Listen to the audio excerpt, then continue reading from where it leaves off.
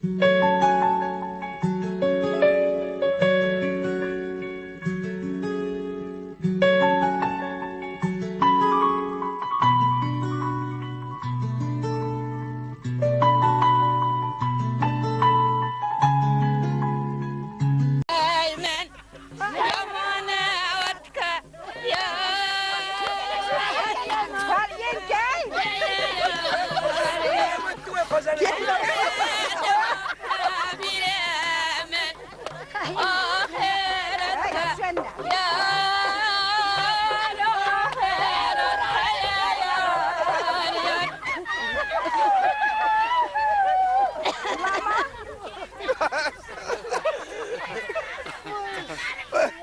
kazanıga koyasın, kazanıga onu.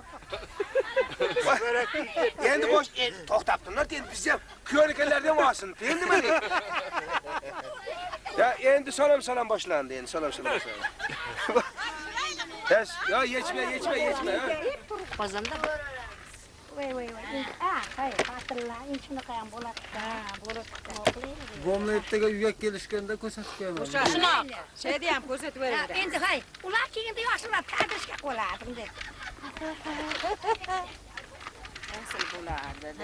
Namal bo'yam bo'laveradilar tadishga. Xudoga bo'lardilar.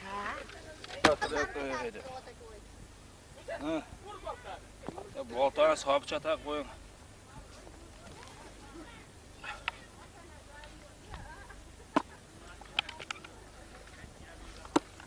Yaxshi aka.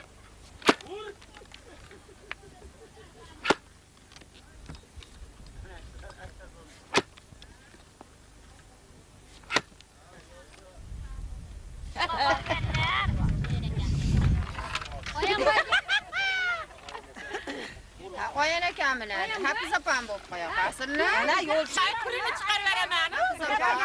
Chaqirma turib o'rtam. Alomat ham bo'lib qo'shqir ekan deydilar, kela qol. Mana.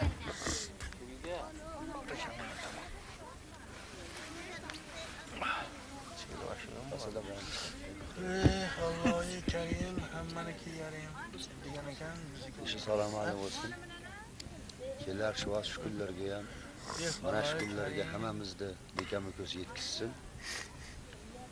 Kamimizda mana shu kaminmasdan yetib boraylik. Yangi yilga mana shu kunlarda Yana shuna o'tirishib. endi chiroyli o'tirishib.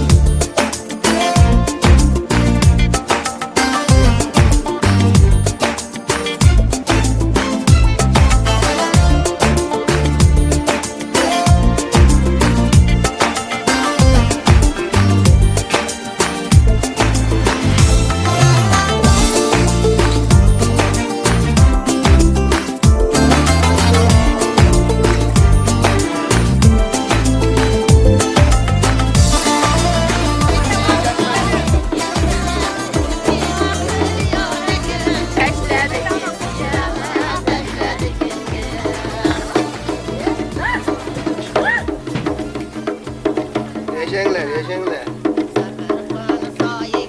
Sizlar bolalar. Va'da suamini bilmaydi. Omanovlarim.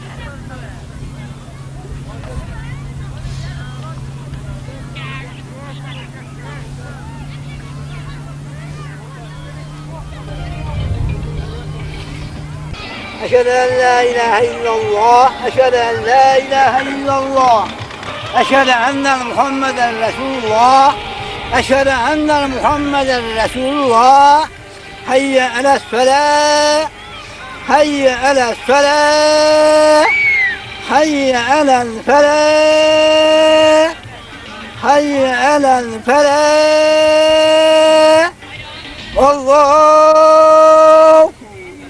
أكبر الله أكبر لا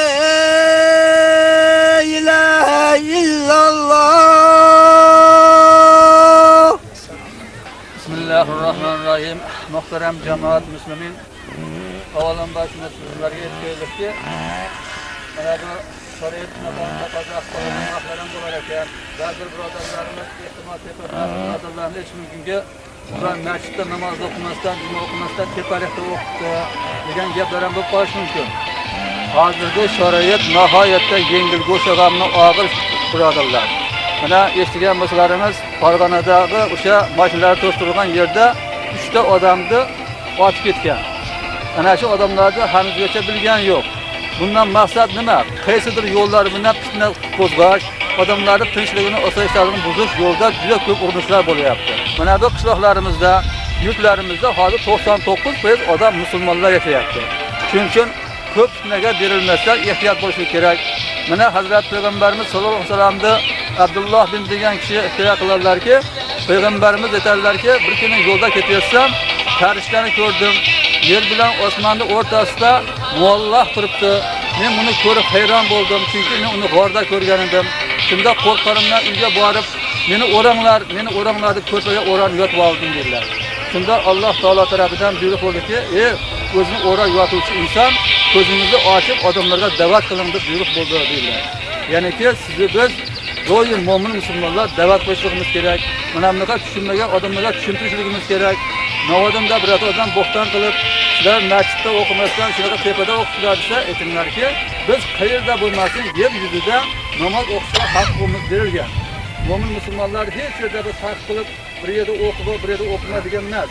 Hatto payg'ambarimiz davrlarida odamlar kemalarda ham namoz o'qishgan, bo'la yerlarda ham namoz o'qishgan. Bu masjidlar katta bir masjidlar payg'ambarimizdan keyin kelgan. Hazrat Muhammad payg'ambarimiz shunaqa tepaliklarda, g'orlarda, kattalarda namozlarni o'qidilar. Shuning uchun muhtaram jamoat, bunaqa narsalarga ehtiyot bo'laylik. Mana bu endi hukumatimizning qilayotgan ishlari yomon emas. Nihoyatda yaxshi ish bo'lyapti. Mana kecha mejlisda aytishlarki, Tojikistonda hozir paxta ham ekilmayapti, bug'doy ham ekilmayapti.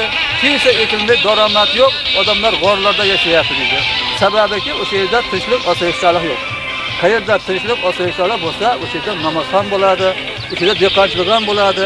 Shuning uchun mana bu yurtimizda doim abriyni saqlab, bemaza gaplardan qochib, ehtiyot bo'lib, hushyor bo'lishimiz kerak.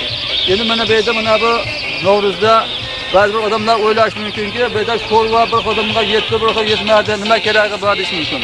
Bu ovqatni odam sinsa bo'lib qolmaydi birodarlar. Bu shunaqa bir shu sabab bo'lib yig'ilishib, odamlar yayrashib, yashnashib ketyapti. O'shaning uchun juda taqvo qilaman deb odamlarga hissa solib, bunaqangi bir nima qilmasdan, ko'ngillarimizni keng qilib, shor bo'lib, albatta bu namozlarni Alloh dargohida qabul qilishi, chunki mana shunda namoz o'qiyapmiz.